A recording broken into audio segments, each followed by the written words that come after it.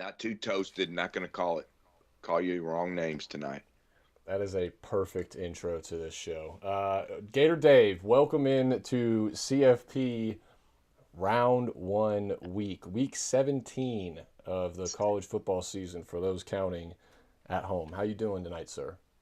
I'm well, thank you, Mike. I appreciate it. Yep, 17.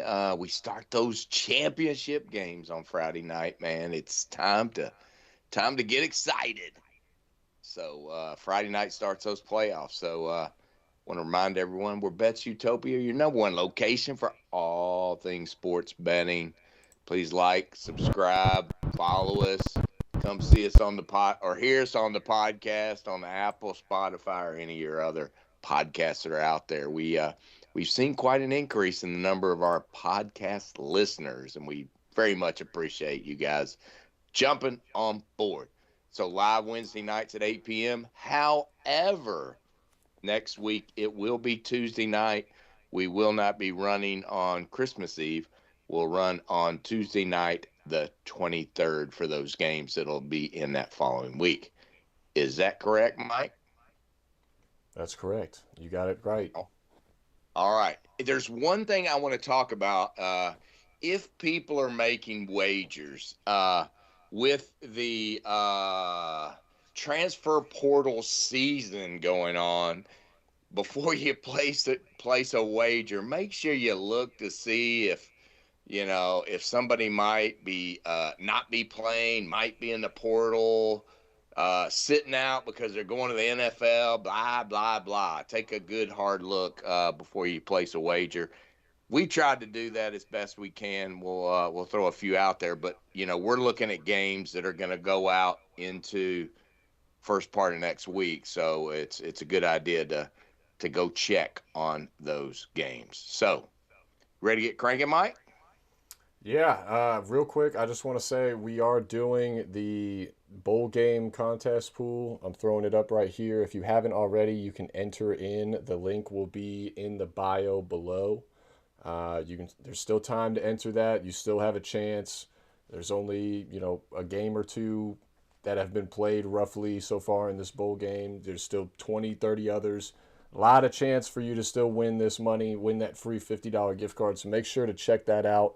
If you're listening on the podcast, it should also be in your bio there, wherever you get your podcast from. So just copy and paste that link. Go ahead and pick your teams. It's gonna have you pick your teams. Don't panic. You can go back and edit them before the kickoff. You're not locked to them, so just get it done. Get an entry in there, so you can put yourself out there to maybe get some free cash this holiday season, Dave. That's right. That's right. Nice reminder there. So again, you got to put all your bets in or your picks in, and then you can go back and change later as you see fit. Shout out to Public House and Mr. Scott Crawford 92 for joining in the fun tonight. So we're going to start, Mike, with a couple of state teams. We're going to start with Missouri State and Arkansas State. Arkansas State's favored in this one by point and a half, over under 54.5. Mike, this is the X-Box Bowl. And Mike, this is being played at the Ford Center at the Star in Frisco, Texas. Basically, my Dallas Cowboys all-purpose facility there. My Dallas Cowboys all-purpose facility. So this one's Thursday, December 18th at 9 p.m. So Missouri State comes in 7-5. Arkansas State right behind them at 6-6. The Bears have lost their last two games to Louisiana Tech by 12 and our home team, Kennesaw State, by 7. However, they won the previous 5 games, so they're on a decent streak there for a minute. Quarterback Jake Clark, damn near 3,000 yards, 28.95, 65%, 24-11. Their running back is Shamari Lawrence, has 964, 5.3 a carry, and 7 TDs. The Bears, they're ranked 108 in the power rankings, but this is going to be a competitive game. I mean, I like how they matched up some of these teams, Mike, that we're having to pick. It's kind of a almost a coin toss in some of them. But both teams come in this thing 7-5 against the spread. We look over on the other side of the ball. Arkansas State Red Wolves. They've lost 2 of their last 3. They lost to Southern Miss. They lost to Louisiana. They beat App State, who's kind of down this year in the final game of the season by only 1.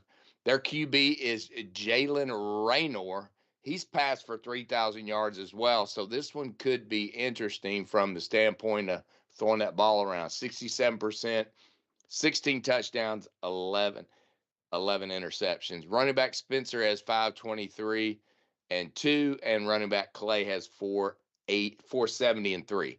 ASU is ranked 102 in the power ranking, so they're down there. But again, a competitive game. Arkansas State has a defense ranked 110 and offense 70th. I think Arkansas State defense being 110 is pretty bad. I think it's going to be a little bit weak, and I think the Bears are going to be able to score a little bit more in this one. So give me Missouri State Bears, and I'll take 1.5 here, Mike, just to make sure I'm good. What do you think? Sorry, Mike was muted. I like Missouri State here as well. I think they're the better team, especially if you look at this kind of their schedule and how they played specifically on the road this year. I think for me, that's one of the major key factors in this one. They were road dogs, 4-2 record on the road. On the flip side for Arkansas State, just 3-3. I think this is a game that Missouri State's going to fall back on, kind of that offense that's kind of gotten them to this point so far this year. I think their goal is to go out and get that first bowl win for their program, so they have something to play for here, and I think they get it done here in Texas. That game's being played also in the Cowboys practice facility in Frisco, What did Texas. I say? Oh, I'm not sure. I thought I said Cowboys. I thought I said my Cowboys, but Dallas. Yeah. You might. Yeah, sorry, that's kind of interesting. Right. I'm kind of interested. So it's actually to see two games. 2 games that we're going to talk tonight are both being played in that facility. In that building. Yeah, interesting. So, enough. Hey, shout out to Hendon.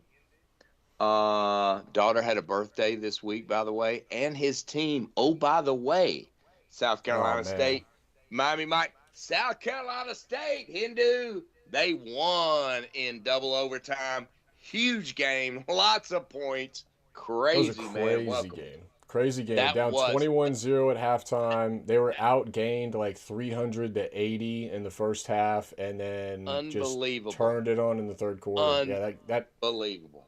That game was awesome to watch. If you missed that one, awesome.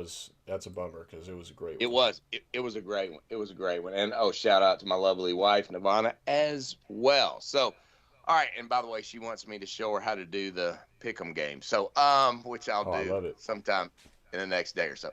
All right, next game. We got the home team. We got Kennesaw State playing Western Michigan. Western Michigan's they're favored by 3.5. The over/under is 48.5. Mike, this one's the Myrtle Beach Bowl at Brooks Stadium, Conway, South Carolina, home of Coastal Carolina. This one's Friday at December 19th at 11 a.m. in the morning. So those of you who aren't working at 11 a.m. on Friday morning can watch this game. So Kennesaw State, 10-3 winners of Conference USA. Western Michigan, however, 9-4 winners of the MAC. So again, another really well-placed bowl, in my opinion. The Owls have won 10 of the last 11. They beat Jacksonville State to win Coosa. Amari Odom, the quarterback's got 23, 85, 67%, 18-6. He's also rushed for 376, 7 TDs. Their running back, Coleman Bennett, has 716 yards and 4 TDs. KSU 9-4 against the spread, 3-1 as a dog. The Owls defense is ranked 100th. Offense is 50th. We look over at the Broncos from Western Michigan. They're winner of their last 5 games. They beat Miami of Ohio to win the MAC. Quarterback Brock Lowry, 1683, 63%, 72% passing, which is pretty good. And he's also the number 1 rusher on the team, 940 yards and 14 TDs. Their running back, Buckley, has 829 and 8 TDs. So we're going to have some offense in this game. We should. But Western is 8-3-1 against the spread, 6-1-1 as a favorite. Western Michigan defense ranked 15th in the nation. I think with that defense, they're going to hold Kennesaw State down a little bit in this game, and their offense is 105. So they don't have much of an offense. They've got a good defense. I think that curtails Kennesaw State from scoring what they normally do, and I don't think Western's going to score a lot. So, Mike, I'm going to go the under 48.5. I know it's a little odd, but this is a gut feel on this one. I'm going to go under the 48.5.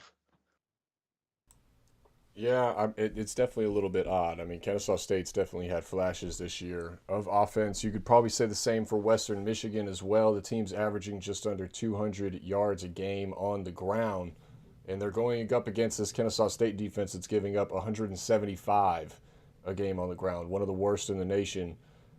But these teams don't score. They don't put up points too much. It's very rare. You mentioned Western Michigan's defense. I think that's the difference in this one. I'd lean towards Western Michigan, but that hook is a little bit sketchy here. I think this game's going to be tight. It's going to be played at, you mentioned Conway, South Carolina, so that is the Coastal Carolina Chanticleers Stadium. So they're going to be playing on the teal turf down there. It's probably going to be chilly. It's not going to feel great. That leans me towards the Western Michigan side. They're going to be ready for that more so than the Kennesaw State side.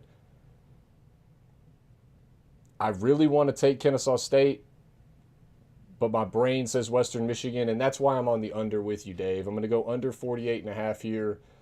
I think you take Western Michigan's offense. You mentioned how bad they are overall. Only 125 yards through the air.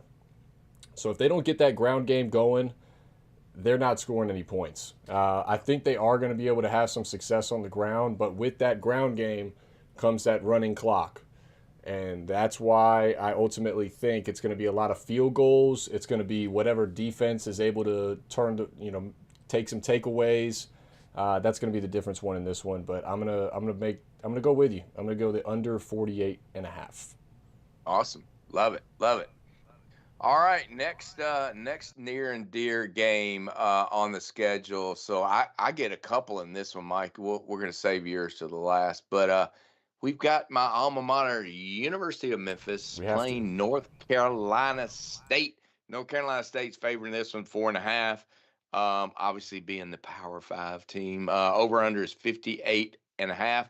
This is the Gasparilla Bowl in Raymond James Stadium in Tampa, Florida on Friday at 2:30 p.m. in the afternoon. So could be interesting. So my Tigers are 8-4 on the year. NC State is 7-5. Memphis lost.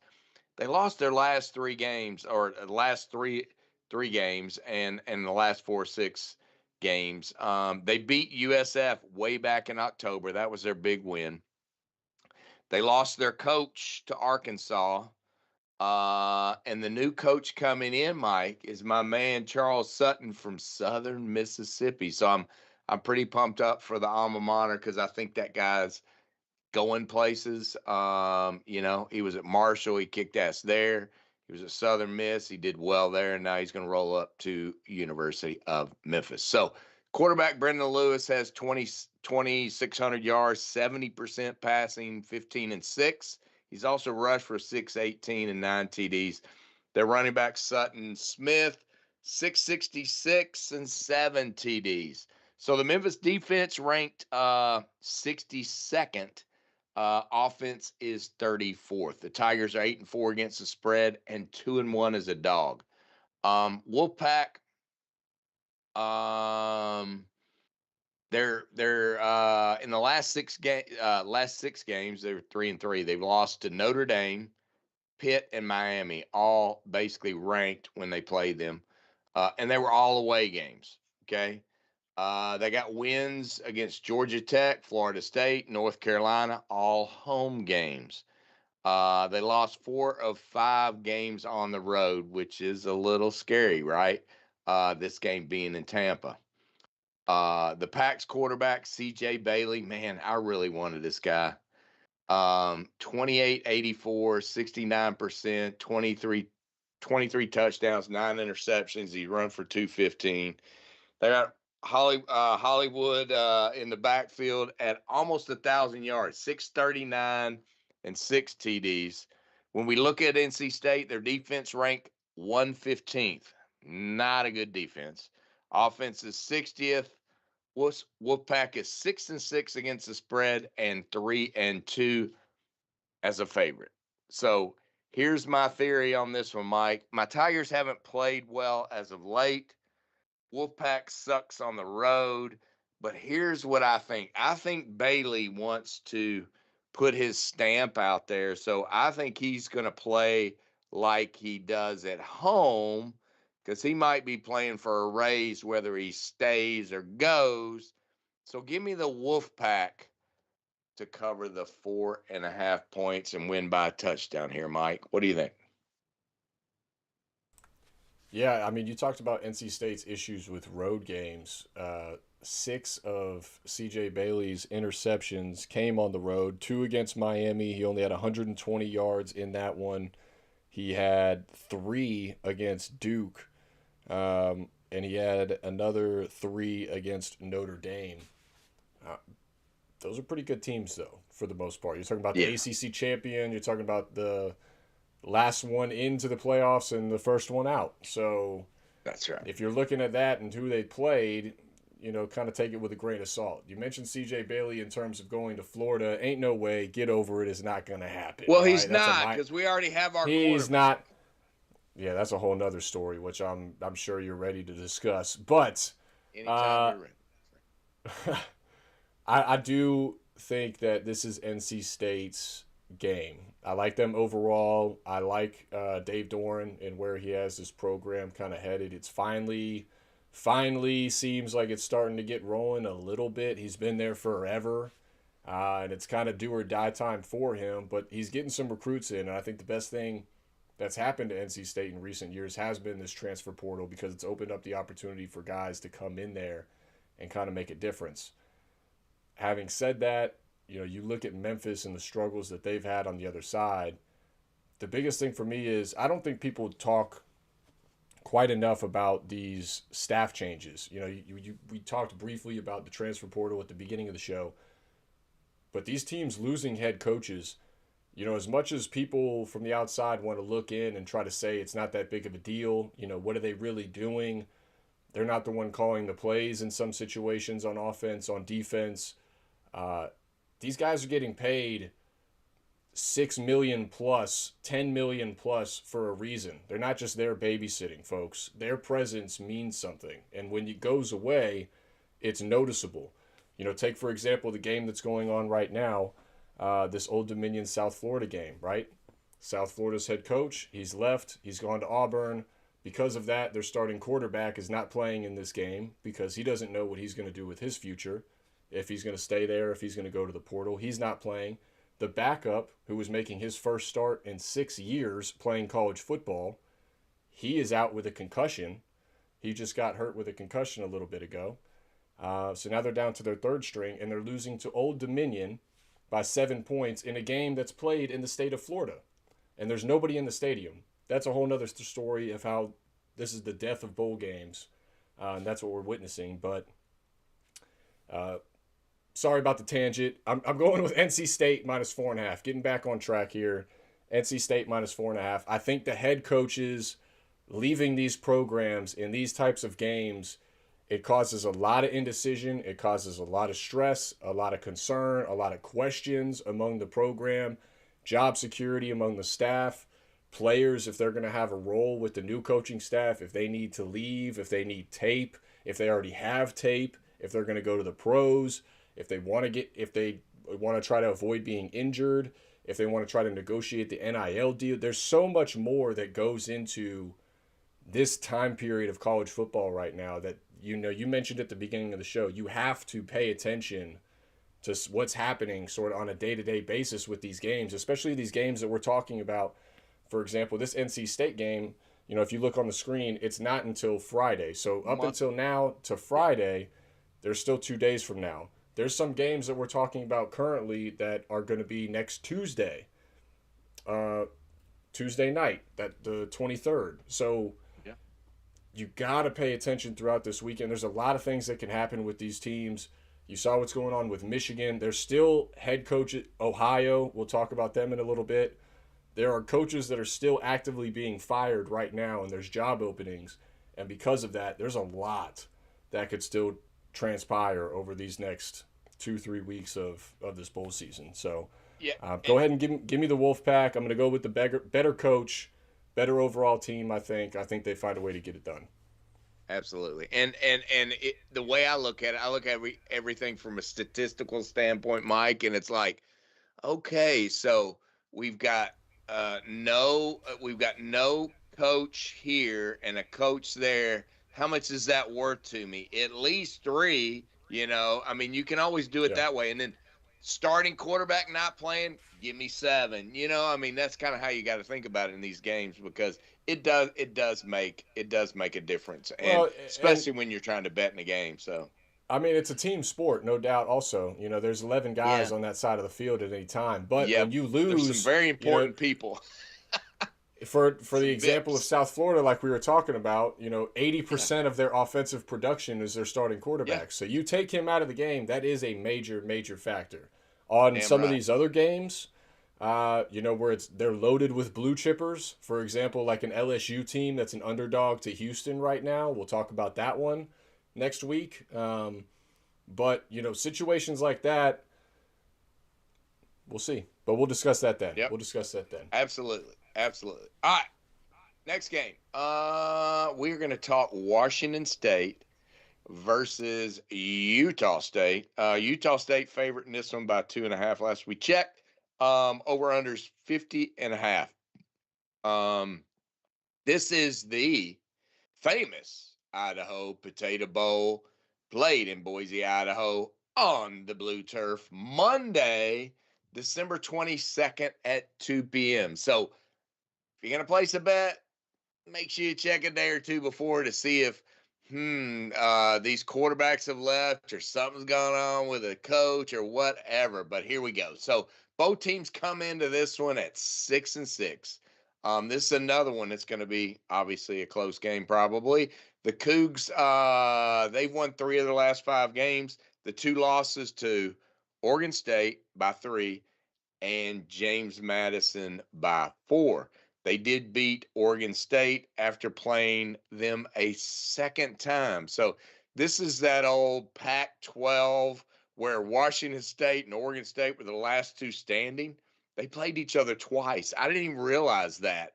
They played each other twice this year. Kind of weird as hell, you know. Yeah, they had to. But And still split it, yeah, right? It didn't even I decide know. anything. I know. And the second time they played them, so they lost the first time by 3. The second time they played them, they won by 24. Go figure. All right. They're the number 64 team in the power rankings, that Wazoo is. So they got quarterback Zevi Ekas. He's got 1786, 64%, 12-9, rush for 337, 8 TDs. And last I checked, he's playing. Their running back, Kirby Volhase, has 576, 4.2 a carry, and 5 TDs. So Wazoo's defense is ranked 18th, so pretty stout defense. However, the offense sucks at 119. Wazoo's 8-4 against the spread and 5-2 as a dog. So the Aggies from Utah State, man, they started off good because we were playing them for a minute. They've lost 3 of 5 as of late, but the losses: Boise State by only 1 point.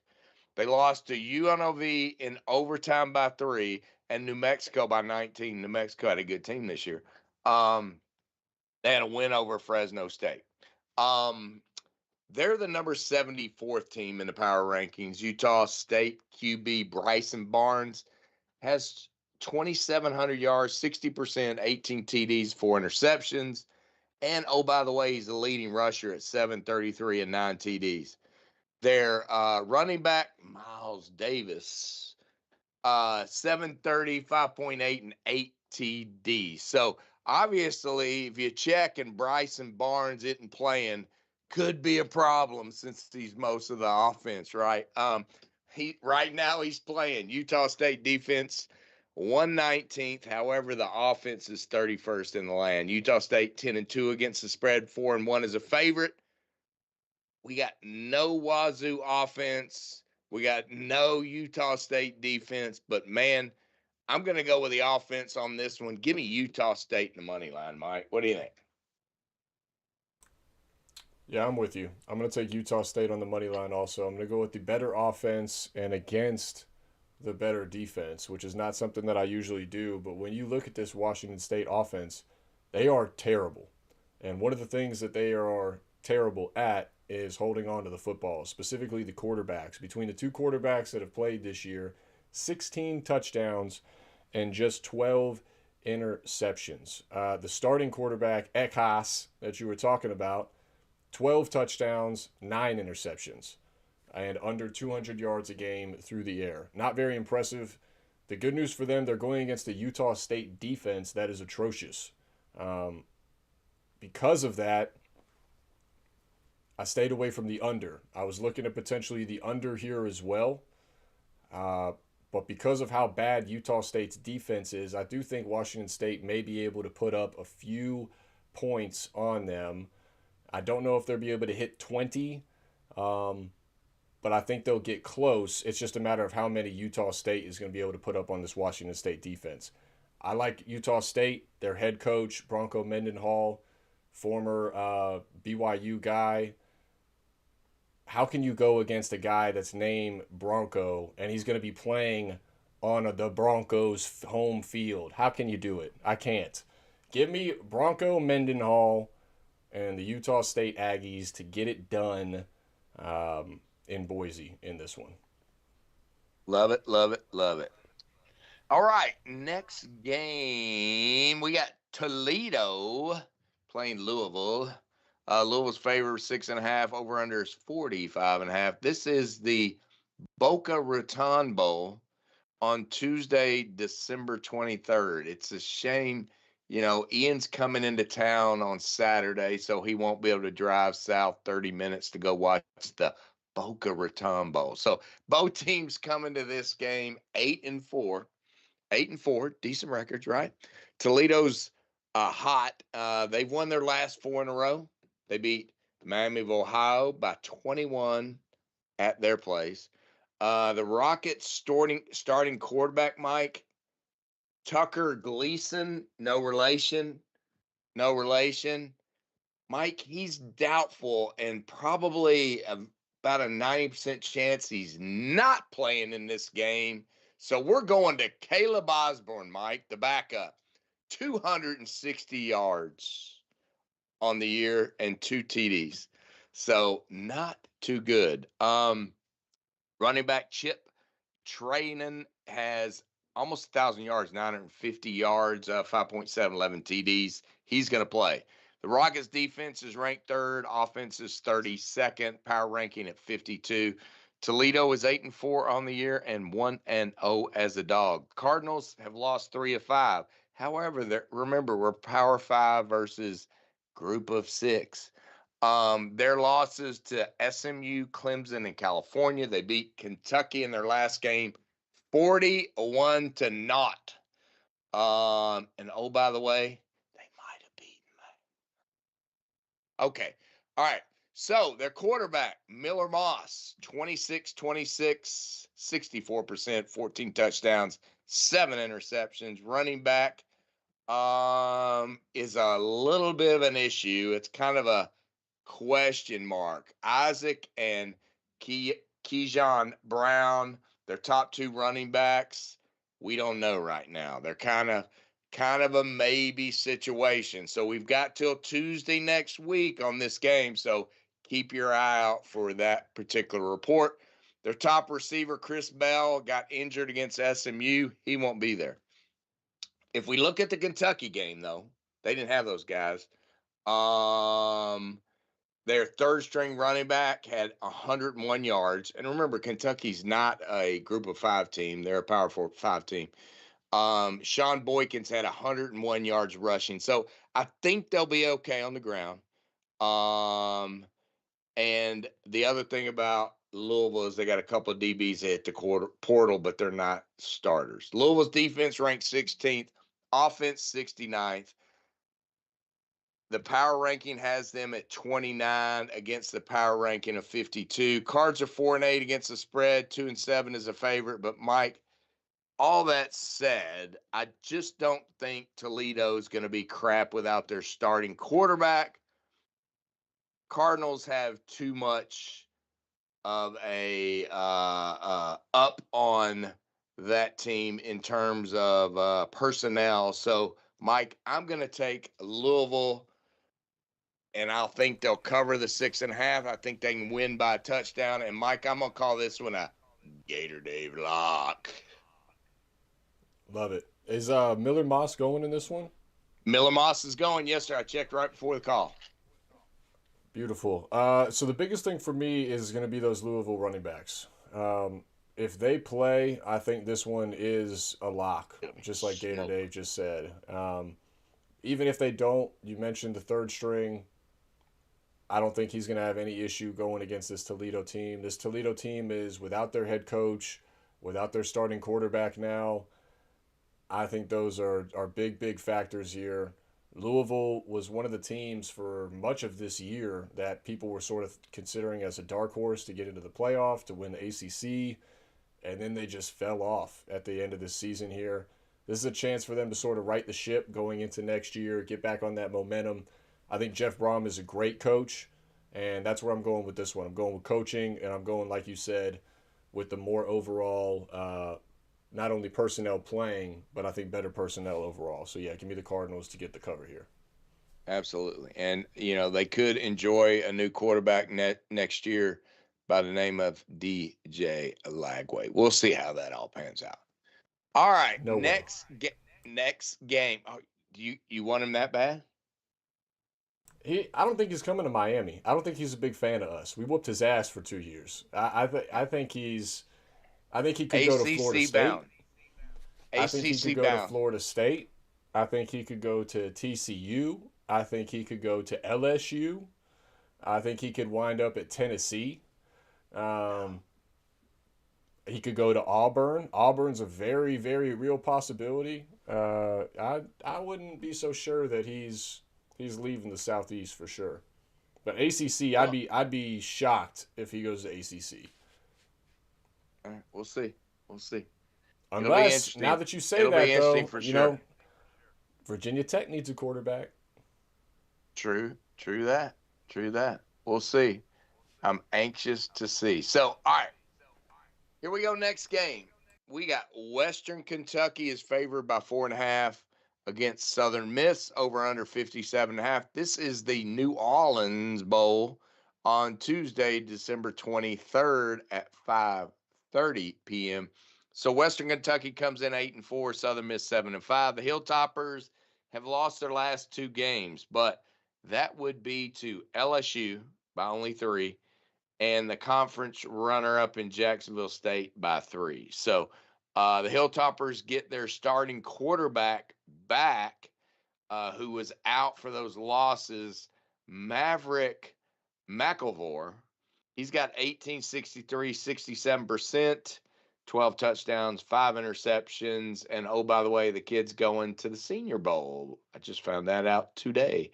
They got 2 good running backs in Parrish and Wright at 511 yards and 460 yards. By the way, Wright's got 10 TDs. Western's defense is ranked 98th. Offense is 46th. The Hilltoppers are 9-3 against the spread. 6-2 is a favorite, which makes it pretty appealing. The Golden Eagles, and oh, by the way, Mike, your ODU is coming out well. The Golden Eagles have lost their last 3 games to Texas State, South Alabama, and Troy. Now, Troy is okay, but Texas State, South Alabama, not so much. And, oh, by the way, they lost their coach to the Memphis Tigers, so he's gone Quarterback Braylon Braxton, 2796, 65%, 23 touchdowns. Running back Pittman's got 640 and 8 touchdowns. So Southern Miss defense ranked 97th, not too good. Offense 52nd. The Golden Eagles are 5-6-1 against the spread, and 1-2 as a dog, which ain't too good. With those Southern Miss 3 losses, coach gone, I start giving a little tick, tick, tick. I'm going Western Kentucky, and I know it's 4.5, which is a bit of an issue, but I think they can get them by 7. Give me Western Kentucky to cover the 4.5, Mike. Yeah, this is the 6th game that we've talked about out of our 11 total so far, and we have not disagreed yet. So we're going to have to shake that up here, but it's not going to happen on this one, Dave. I'm going to go with the Hilltoppers too. Give me them to cover the 4.5 against Southern Miss. You mentioned it, head coach is gone. More than likely, most of his players will follow, in my opinion. I think that that's going to come out probably before Tuesday. A lot of these guys not playing or hitting the portal to follow him or go elsewhere. They did that same thing when he came from Marshall last season. So don't be shocked or surprised if that happens. I think that's a very likely possibility. So this line could also easily rise to that 7.5 mark sooner than later. Watch it. Keep an eye on it. Give me the Hilltoppers, though, to get this cover. I'm with you, Dave. Hell, on this one, Mike, if you go by that theory, it might be good to bet that one now, right? So In just theory, our in own theory. our opinion. Our opinion. Yeah, I All mean, if we're being real about it, it's not going in the other direction. You're not going to get a better number towards No. like that -3. So yeah, No. I agree. Probably get it while you can. Yep. All right, next game. The Fighting Dan Mullins on our schedule again, Mike. UNLV favored by 5.5 in this one. We can't escape them. We might have to look at how many teams we talked about throughout the season and who we talked about the most. I feel like UNLV has been on the board almost week every this week. year. Almost every week. It is. The Fighting Dan Mullins. So UNLV, the Running Rebs, favored by 5.5 here over Ohio, and not Ohio State. Over and under 65.5. This again, Frisco Bowl, number 2 at Dallas's practice facility. This one's Tuesday, December 23rd, 9 p.m. I think it's kind of smart playing in these smaller venues. Probably now that you if you're watching, anybody's watching this bowl that's on TV right now, they're playing in Orlando in the dump bowl. That I was gonna say, let's be fair. That horrible. stadium's trash. So who really wants to sit and watching that? I mean, it's awful. It's garbage. It's awful. So I mean, hell, maybe they ought to move to the Orlando Soccer Stadium. That's nicer than that dump by a long shot. There you go. And maybe the crowd would look decent in that stadium. But it's kind of cool they're playing in the Frisco Bowl. So here we go. The Running Rebs are 10-3 on the year. Ohio is 8-4. UNLV's won 4 of their last 5. Their only loss was to Boise, who, by the way, won the Mountain West. They've got a power ranking of 63rd. They're in the top half, right? Quarterback Calandria from Virginia, 3275 on yards, 66%. 23 TDs, 8 interceptions, and he ran for 621 and 9 TDs. So running back Jaden Thomas has almost 1,000 yards, 985, 7.2 a carry, and 12 TDs. UNL defense, hot garbage. Hopefully Dan can work on that for next year because it doesn't look like he's going anywhere right now, at least right now. 120th in the nation, offense 17th. We know he is the mastermind on the offensive side of the ball. UNLV is 7-6 against the spread, 6-4 as a favorite. Ohio, let's look at them. Man, they've won 5 of 6. Their only loss to the MAC conference champion Western Michigan. However, today officially, the coach of the Bobcats, Brian Smith, was fired for cause due to serious professional misconduct. So they're going to have a stand-in. I'd say that's a shit show for sure. Quarterback Parker Navarro. Mike, we talked about him last year, and I didn't look it up. Where was he? Do you remember where he was last year? I know we talked about him. He had 2,200 yards. He's a transfer, I think. I don't think he was there, but he's at 62%, 14 touchdowns, rush for 843, and 8 TDs. Bangura is their running back, 1243 and 14 TDs. Their power ranking 79th. Their defense ranked 58th, offense ranked 37th. The Bobcats 6-6 against spread, 3-1 as a dog. I think this is going to be a fun game. I think there's going to be a lot of offense, but I don't think now, especially with a coach gone, there's going to be 66 points scored in this game. So, Mike, give me the under 65.5 in this game, sir. Yeah, it's a lot of points. It's a lot of points, especially in a postseason where all those things that we're talking about are happening. And you mentioned what's going on with Ohio and their head coach right now. He's been on leave since December 1st, but you mentioned it today. They finally released him from his contract. I'm going to go with UNLV minus the 5.5. I think they get the cover here, but I would not be surprised if Ohio comes to play in this one and might shock some folks. UNLV, I think, is just going to be too much on offense. They're averaging over 200 yards in the air, 200 yards on the ground, but their defense is bad.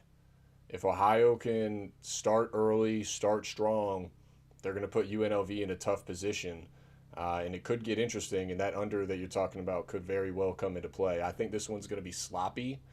I think there's going to be a lot of turnovers. You talked about Parker Navarro, the quarterback for Ohio. He's got 15 turnovers through 12 games this year. 10 of those are interceptions. 5 of them are fumbles. He's had issues taking sacks this year. I think UNLV is going to be able to win this one. I think they win this one convincingly and put a stamp on Dan Mullen's successful year here at UNLV. All right. Very good. Thank you, sir. Now we're in the good stuff, Dave. Now we're in the good stuff. It's playoff time, baby. We are. I looked it up real quick. Parker Navarro, he was at Central Florida before transferring to Ohio. That's why his name sounds familiar. So, you at UCF. All right. So, big boy games. Here we go. 1, 2, 3, 4. First game we're going to talk about is Tulane playing Ole Miss. The Ole Miss favored 17.5, over under 56.5. This is playoff first round, Saturday, December 20th at 3:30 p.m. And you know what I didn't put on here, Mike? Oh, yeah, they're playing in Ole Miss. That's right. They're playing home games. All right. So they're playing at Ole Miss. Number 11, Tulane. Number 11. Really? They're 11-2. Ole Miss ranked 6th, 11-1. Gator coach John Summerall and the Green Wave, they've only lost 2 games. They lost to UTSA, and they lost to Ole Miss 45-10 on September 20th. In that game, Jake Resloff did not complete a pass until he had 8 incompletions, and his completed pass was his 9th. It happened in the second quarter. Oh, my God, what a terrible start. He ended up 5 of 12 for 56 yards. Now, excuse time. Resloff came in like in August to start playing in August for this team because of all the hoo-ha that went on with his situation at BYU. So, in my opinion, he was a little behind on understanding the offense at that point. So, here we go. Resloff on the year, 28-62, 62%, 14 touchdowns, 6 interceptions. He led the team in rushing at 610 and 16 TDs. They got 2 good running backs, Gordon and McClure, 610 and 505 on yards. Tulane's defense ranked 66th and offense 41st. Tulane's only 6-1 against the spread and 2-1 as a dog. Tulane's power ranking is 53rd, and yet they are ranked, what did I say, 11th? Shit don't match up. All right. Ole Miss, lone loss on October 18th against the Dogs, 43-35 in Athens. Quarterback Trinidad Chambliss, 3,000 yards, 18 touchdowns, 3 interceptions. He's run for 470 and 6 TDs. Running back Kerwin Kiwan Lacey has 1279, 5 yards a carry, and 20 TDs. Ole Miss defense is ranked 33rd. Offense ranked 3rd. Ole Miss power ranking is 12. So the Rebels are 7-5 against the spread. 6-3 is a favorite. I can tell you for a fact Ole Miss is going to win this game. I think 17 points is a little much. I think these guys are going to play for Sumrall. No one's left yet. I think these guys, I don't think they have anything to lose at this point, whereas Ole Miss is kind of in that, oh shit, we got to win this game. Oh shit, our coach left us. So, I just think 17.5 is a little much in this game. It might come down to 17, Mike. I'll be honest with you. So I'm going to go Tulane and take 17.5 in this one, knowing that it's going to be right there, in my opinion. Yeah, I mean, once you get into these playoff games, you can kind of throw out record, you can kind of throw out prestige. Um, these teams are going to come to play. It's going to be one of those situations where everybody's talking about how Tulane doesn't deserve it, James Madison doesn't deserve it. They did the same thing with Boise back in the day. And Boise caught a bunch of, at the time, Power 5 teams napping, slipping, whatever you want to call it. That's not going to happen here. Tulane has played Ole Miss. You mentioned that at the beginning of this season in September, and they got absolutely hosed by Ole Miss in Oxford. I don't think anything really has changed with this Tulane team. If you look at them overall, John Summerall, you mentioned, he's taking the job with the Florida Gators. I do think he's a good coach. I think he's going to be a good coach for y'all. It's a good fit. He's a good recruiter. He's a no-nonsense kind of guy. He's going to expect the best out of his guys. However, if you look at this Tulane team that he had this year, they kind of snuck into the position that they were in a little bit. They had some games against South Alabama, who finished the season 4-8. They only won by 2. They were able to beat Duke in a revenge game against Darian Mensah, their old quarterback that transferred to Duke. They were able to beat them at home by 7. But then there were some other questionable games. They only won by 7 at home against East Carolina, who finished 8-4. Against Army, who finished 6-6, they won by 7. They got blown out by UTSA on the road by 22. They were able to beat Memphis by 6. We talked about Memphis earlier in the show. They're a very streaky team. And the good news is for Tulane, they finished hot. They finished on a five-game win streak. And you mentioned their only 2 losses were to UTSA and Ole Miss, but those losses were bad. So I do not think that Summerall is truly focused on winning this game. I think he has a realistic approach about it. He wants to fight with his guys, stand with his guys who have stood with him, and I respect that. But at the same time, he's got 1 foot in the door and 1 foot out. And that 1 foot out is a little bit further than the foot in. He's focused on Florida. He's focused on recruiting. He's focused on this next signing day period, the transfer portal, bringing in his guys. That's very, very tough to do. If Ole Miss were to find a way to win this game, I genuinely don't know if John Summerall would coach that game next week. I don't think he's prepared mentally. I don't think they're prepared. Florida, I'm speaking about, for him to be gone another week after this game. I think everybody is assuming that Tulane is going to lose this one. And when you come into the game as a big of an underdog as they are, and you already sort of have the assumption that you're going to lose that one and, just kind of show out, give it your all, but you're ultimately probably going to go home, I think that's what's going to happen here. On the flip side, you got Ole Miss, who's got a major chip on their shoulder. Nobody believes in them. Their own head coach left them for an LSU team because he thinks he has a better shot at winning a title there than he does with a team that's currently in the playoffs with a shot at a title, and a pretty good one, mind you. The playoff field is pretty open this year. Anything could really happen. So the fact that he did that, I think Ole Miss is coming in with some rage. The fact that they hired their defensive coordinator on as their new head coach, they were able to contain sort of that noise.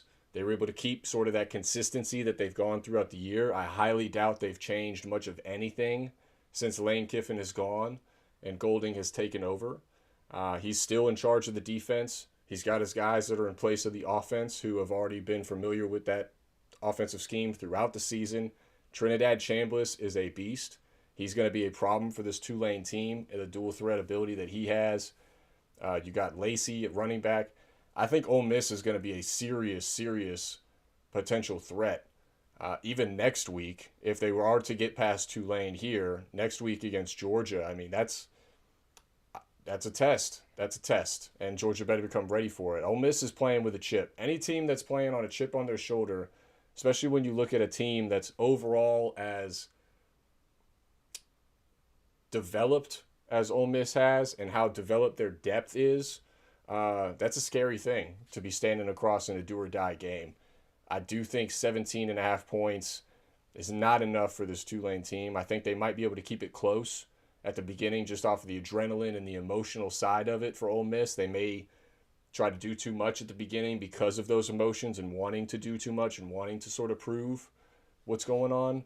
I think after halftime they settle down and they're able to put Tulane away. I like this one kind of around the 38-17 kind of mark is where I have this one. But give me the Rebels to win this one, get the cover, move on next week to play the Bulldogs in that quarterfinal.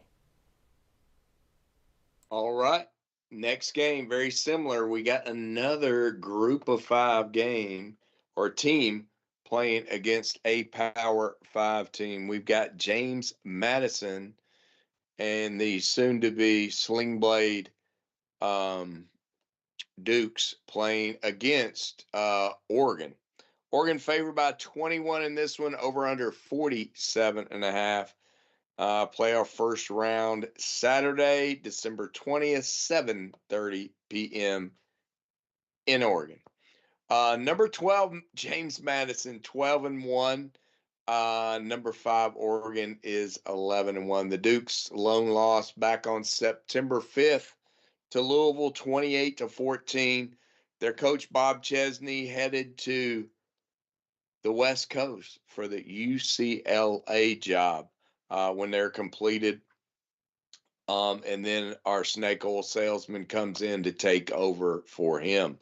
Of course, no wins against ranked opponents. JMU quarterback Alonzo Barnett, right now he's playing 25-33, 59%, 21 touchdowns, 8 interceptions. He's rushed for 544 and 14 TDs. Running back Wayne Knight, 1,263 yards on the ground, 6.6 and 9 TDs. The Duke's defense ranked number 2, but again, they haven't played anybody per se. Offense is ranked 22nd. JMU has a power ranking of 28th. They're 8-4 against the spread, 1-0 as a dog. The Ducks' only loss comes to the number 1 team in the nation, Indiana, 30-20, and that was at their home field. Their quarterback Dante Moore, he's projected right now to be the number 2 quarterback behind Mendoza in the NFL draft right now. He's got 27, 44, 72%, 24-6. Running back Whittington, 774, 6.9, and 6 TDs. They also had Jordan Dyson at 535, 13 TDs. So they can run the ball, they can throw the ball. All those receivers that were injured earlier in the year are pretty much back. Oregon's defense ranked 4th, offense ranked 13th. Their power ranking is number 3. The Ducks are 8-3 against the spread, 6-3 as a favorite. When you look at the Duke schedule, Mike, it's number 23 out of 136 in all FBS. So they really didn't play anybody. So it's kind of hard to say, okay, they were this good on offense or defense. I really don't think it freaking matters. Oregon is much more talented. Um, the Ducks are fifth in 24/7's talent composite index. The Dukes are 127th. The Ducks have way too much, way too strong a personnel. And I'm going to play something in this game, Mike. I'm going to go with the Ducks at minus 11.5 in the first half. I think they come out plowing ass, and I think toward the latter part of the game, they might let up a little bit to kind of ease out of the game. So give me them up by a couple of touchdowns early. So I'll take the Ducks at minus 11.5 in the first half, Mike. Yeah, I'm kind of torn on this one. This one's a little bit tricky. Um, What's the difference in this game and the other game? I mean, you know what I well, for mean? me, I mean it's James Madison's JMU's offense. I mean garbage. James Madison's offense is elite. They might not have played anybody, per They haven't se, played anybody. but they've put up numbers, and that's sort of the issue that's the dilemma that I'm having with this one. Right, 21 points is a lot of points in a playoff game. Yep. Same example as what you just gave with the 17 and a half on the Tulane side. It's a lot of points. But those teams had a head-to-head already, and they lost by double that point total in that last game that we were talking about. This team, the issue for this one is James Madison's going to have to go across the country from North Carolina to Eugene, Oregon, and it's going to be a night game in Eugene. It's going to be extremely cold. It's going to be extremely loud. Originally, I had James Madison covering this 21. I still sort of lean that way just off of the premise of how cold it's going to be, how emotional it's going to be, how much of a defensive competition this is going to be. I do not think that James Madison is going to score 20 points in this game. That's the point. But I'm not sure that Oregon is going to put up 30. And that's sort of my dilemma. And that's where I'm at, because I could see this game being a 28-13 type of game, 28-6 type of game, where you're right on that line, you're right on that cusp. And that part is when you look at these numbers, they know what they're doing. So I like that Oregon first half play. I think that's a good one to look at. I'm going to stick with James Madison. I'm going to stick with James Madison plus 21. I'm going to stick with my gut on it. I just have a feeling that they're going to play it a little bit closer than what people may think. But also, I think Oregon's is just not going to be blowing this team out. So give me James Madison plus the 21. But the other thing that I would look at is James Madison team total under 13.5. That's what it's at right now. They got the team total for Oregon sitting at 34.5. I would look at maybe James Madison under 13.5 for a team total as a side sort of thing that I may look at. But I'll stick with James Madison plus the 21. But we need a couple head-to-heads anyway this week. So I'm gonna leave it on the board. That's right. Break the tie. So yeah, absolutely. All right.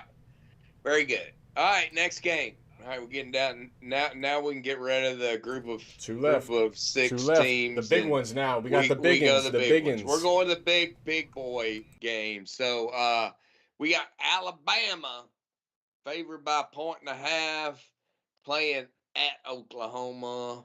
Over under 40.5. CFB playoff first round Friday, December 19th, 8 p.m. Home of the Sooners. All right, number 9 Bammer is 10-3. Number 8 Oklahoma is 10-2. The Tide have lost 3 games. Florida State early. Pew. They and then they lost to the Sooners 23-21. in Alabama on November 15th. Then they lost to them dogs in the SEC championship 28-7. They have beaten 4 ranked opponents. Tide have averaged just 18 points in their last 3 SEC games. Bama's defense is ranked 12th, offense 67th. Bama is 7-2 against the spread, 1-2 and 1 away. Oklahoma lost 2 games. They lost to Texas on October 11th. They lost to Ole Miss by 12 on October 25th. In their last 2 games, Mike, this is the concerning part we talked about earlier. They beat Missouri 17-6, and they beat LSU 17-13. Both games at home. Tide didn't do a whole lot better against either one of those teams, slightly only. So Mateer, quarterback from Oklahoma's 25, 78, 62%, 12 touchdowns, 10 interceptions, really kind of pedestrian. Their running backs, Blaylock and Robinson, have 444 and 417. Sooners have averaged just 19 points in their last 3 games. So Sooners have averaged 19. What did I say? Bam has averaged 18. I think my Memphis math gives me 37 points there. That's why we have an over-under of 40.5. This one looks like a defensive battle. Sooners defense ranked 9th, offense 88th. Sooners 7-5 against the spread, 3-5, 3-4 at home.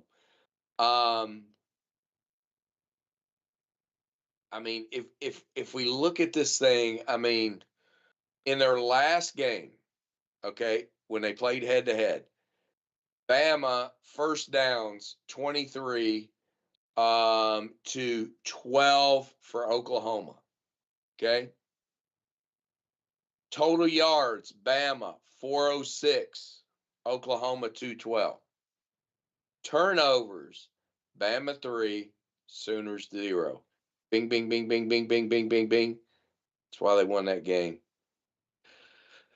Mike, this is a tough one, man. I mean, it could go either way, flipping the coin, but man, I hate to say it. I'm going to have to go with Alabama and the money line in this one as I dug through the numbers. What do you think? I mean, yeah, if you're looking at their head-to-head matchup, like we were talking about the Ole Miss Tulane one a little bit ago, it's a no-brainer, right? You go with the Alabama side. They doubled them up on total yardage, almost doubled them up on total first downs. Like you mentioned, their only issue with those turnovers. You take those turnovers away, and Alabama probably beats Oklahoma at home by 3 scores. Now this one's being played in Oklahoma. You got John Mateer coming off of one of his better games throwing the football yardage wise against LSU, but he had 3 interceptions against them. Most interceptions that he's had all season long in a game. He broke his hand earlier this year.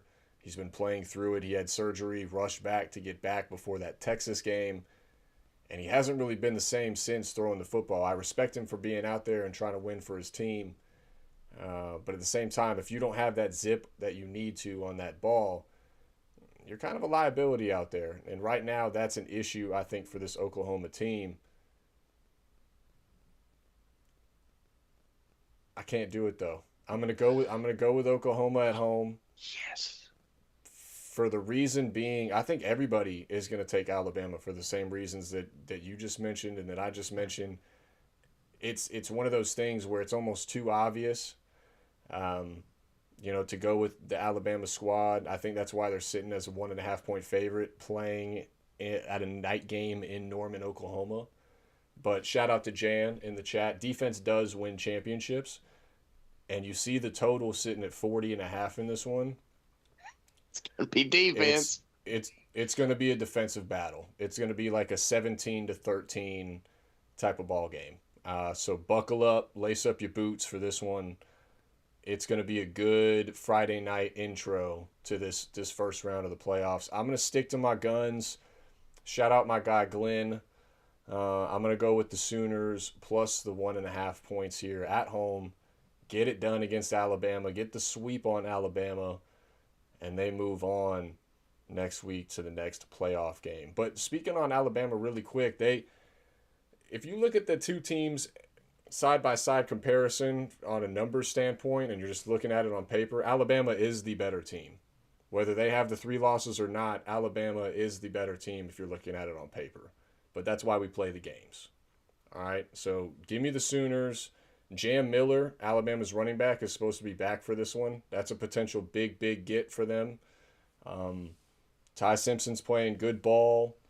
Kalen DeBoer has a great record against top 25 teams. Again, everything sort of lines up in favor of Alabama. And when the folks go right, we're going to go left. And that was vice versa for the camera. But you know what I'm saying. You know what I'm saying. So, Mike, along your lines there, my friend. So, Jam Miller's back, but most importantly for them Sooners, man, their best defensive player, R. Mason Thomas, back in this game. Thus, low totals. I'm so extremely low total. Yeah, 13-9, 17-13. Yeah, I mean, it's going to be low. Yeah, I talked to Jan earlier, and I was like, man, I picked the Tide in this one, but, oh, man, the under in this one just seems so damn tempting, with Thomas back. I mean, he's going to put that pressure on Simpson. I mean, it's going to be a freaking Big Ten game, I think, but then just as sure as I bet the under, shit's going to get out of hand and they're going to throw the ball over the yard. That's what always scares me about these situations. But I still think, pizza money on the under on this one. All right. I do want to say real quick. Yes. Alabama, 3 losses, SEC team. We said it all year long. Don't be surprised come playoff time if there was a 3-loss SEC team getting in over a 2-loss outside of the conference team. And sure enough, that's what we got. SEC. Yeah, all right, dude. So let's move on. Well, you can prove us all wrong here, Mike, with the next game, because the final game of the night. If you look at the head-to-head throughout the season, it's going to be right here, man. SEC. This next game. Cooking SEC. The next game. That's all I'm saying. Miami Hurricanes of the ACC playing the Texas A&M Aggies of the SEC. And them Aggies, they're ranked, they're favored by 3.5, over under 50.5. So we got 10 more points to give in this game. CFB playoff first round Saturday, December 20th at noon kickoff. Number 10 Miami, 10-2 against number 7 Texas A&M, 10-2. Canes losses, Louisville by 3 on October 17th. SMU overtime by 6 on November 1st.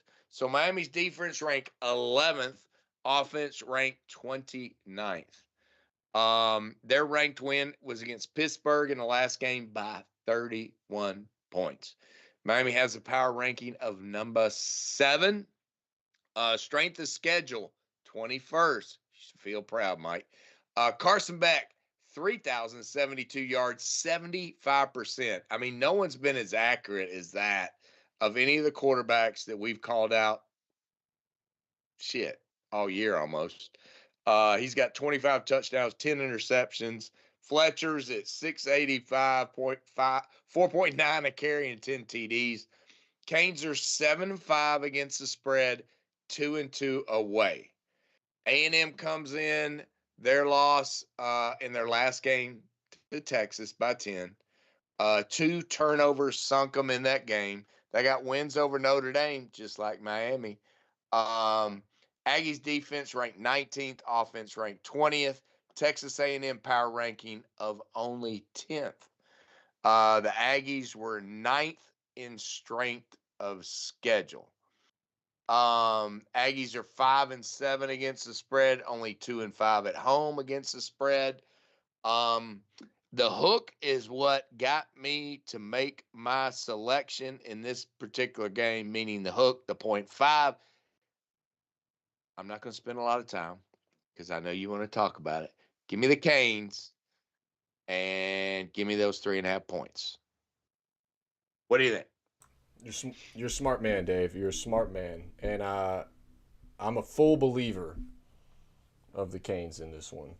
I don't know if we'll make a serious run to the championship. I think we have a chance. Anybody that makes the dance has a chance. But in this one specifically, I do think sort of the writing is on the wall for an upset for Miami. Miami is 3-1 all time versus Texas A&M.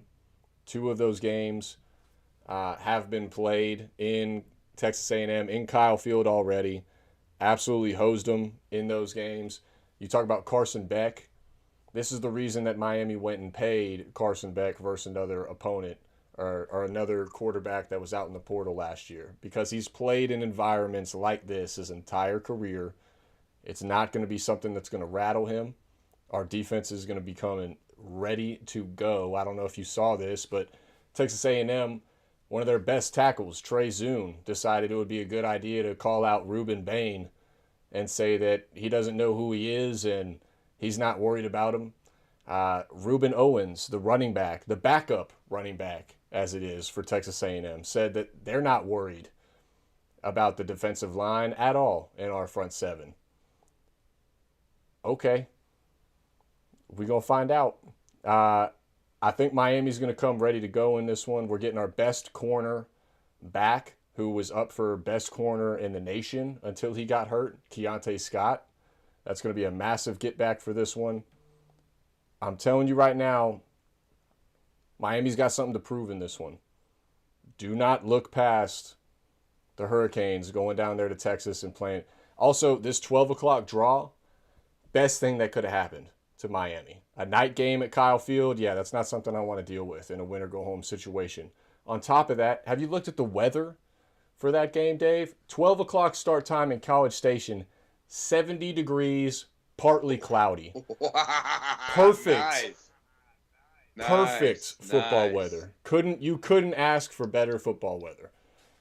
So in terms of that, even playing field, I think Miami comes ready to go. I'm telling you, I would not be shocked if Miami wins by double digits in this game. Texas A&M, if you look at their schedule throughout the year, they have not played anybody, and it showed against the teams that they did play against. That's why they got hosed by Texas in that last game of the year. That was the first SEC opponent that they played in the top 6 rankings of the SEC all year long. They played the bottom feeders.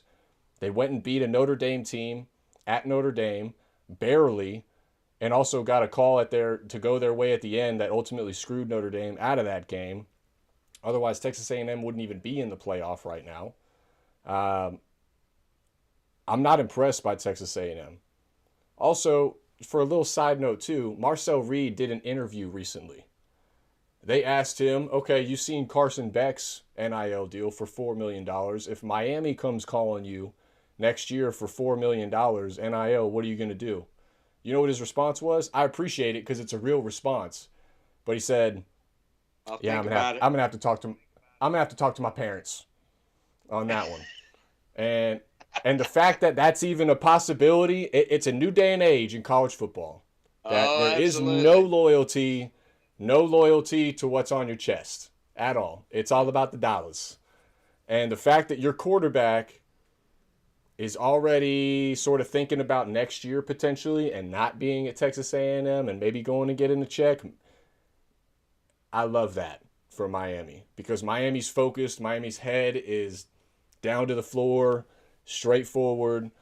Couldn't ask for a better matchup in this one. I think we got blessed with a gift here. Give me the Canes. Give me the Canes to go in there, get an upset, keep our playoff hopes alive. We're going to run into a buzzsaw next week against Ohio State, but I would just like us to see you get there. Just get there. One win at a time. One game at a time, my friend. One game at a time. So we shall see. It is going to be an awesome weekend. Looking forward to it. Man, great slate of games. And, like we said, not only do we have these cool, the 4 playoff games, eh, most of these other games are nice little matchups. I think they're pretty interesting, in terms of should be close games, not blowouts, I mean, Oh and yeah. and and I like the bowl slate. I mean, I like it's very obviously having couple of near and dear games like Kennesaw State, Memphis on the slate, and all those other teams. But it's I think the bowl committee did a really good job laying these bowls out, at least this first round. We'll see what happens next week. And oh, by the way, next week will be on Tuesday night. We remind everybody we'll be on Tuesday night, the 23rd. We're not going to be broadcasting on Wednesday on Christmas Eve. Will be on Tuesday night, the 23rd. So should be very exciting. So looking forward to these games. And then, as we dig a little deeper, should get quite interesting, Mike. So good luck to your team. Lot of agreement, which you never know how that'll turn out when we agree on a lot of games. But Mike's got it up there. It Yeah. looks like we've only got 4 games that we have some semblance of difference on, and most are flat out head to heads. I think we got one that's an over under and a pick. So looks like we got 3 head to heads and another, but should be interesting. And again, appreciate everybody that's been on. Jan, appreciate you jumping on there at the end, buddy. I know you've been super busy with work, and yeah, we talked about Mike earlier today. Jan and I talked. So Jan works with me, Mike, and he likes your jib there, buddy. So excited to have him as one of our regulars now. So I'll Hey, pass it to Jan you, knows sir. ball. Jan gets it. He No, I does. appreciate it. Everybody, please like, comment, subscribe. All our folks on YouTube, if you haven't already, wherever you get your podcast from, make sure you give us that 5-star rating. Hit the follow button there as well, so you don't miss anything. Like Dave said, we'll be back to you this upcoming Tuesday, December 23rd, for the next slate of bowl games, including the playoff games for next week. So definitely tune in for that show. Good luck this week. It's going to be a great one. If you haven't already, go ahead and check out the link down in the bio, whether you're on the YouTube or the podcast. It should be down there. Go ahead and copy and paste that link into your URL and join our bowl game contest pool. Even if you don't, necessarily want the $50. If you feel like you're, trying to give it another person an opportunity, just play. Just play. If you win and you decide you don't want it, you can pass it on to the next person and do a good deed for a holiday season. But come on, bring on the heat. We need some competition here. So go ahead and join that. Make sure you do, and get in while you can. Yeah, $50. Be nice, But you Hey, got to beat Mike and I. You do have to beat Mike and I. So that's we've got right. a little bit of competition right now from a couple of folks out there, but jump in. There's plenty of time. Lots of bowl games left. So we appreciate everybody being on tonight, and thanks for jumping in the chat. And Mike, go Gators Go next Canes, year. baby. Cover those assets. Make sure your assets are covered, folks. ShopCYA.com. Go Canes. Go Canes. We got it. We got it. Bring it home. Bring it home.